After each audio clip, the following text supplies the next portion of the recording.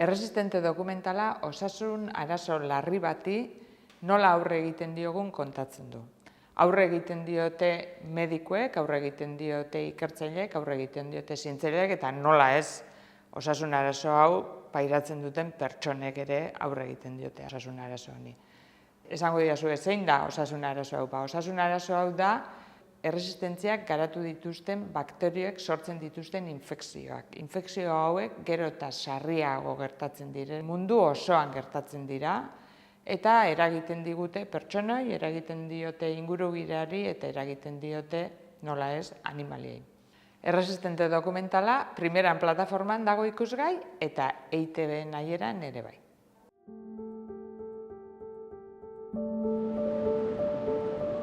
Ispiluan kristal batekin, zauri bat inun, izan bat izango zian, 3 zentimetro edo etzan oso handia, eta, hasiera batean ere, enion garrantzia handik eman, gero ja bai, etxian mina ezin du nagoan datu, hasi zian infekzio zantzu batzuk eukiko nitula edo ondorio estatzen, ez?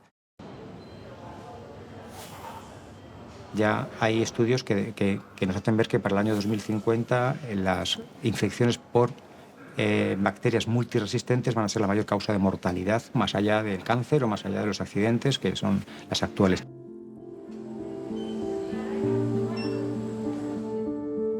Emaitzak iritsi zian eta hori nahi hola kontatu ziaten.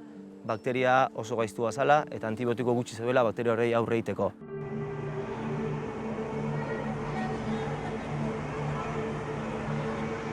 Nos enfrentamos a un problema global de que nos fallen esas armas que tenemos en este momento para controlar las infecciones.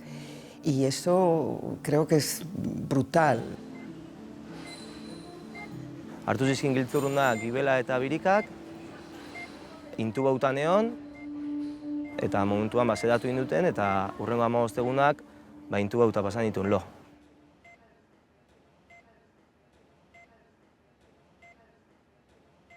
Creo que es un problema que tiene que hacernos reflexionar a todos muy rápido y tomar decisiones también muy rápido para frenar este problema de salud pública.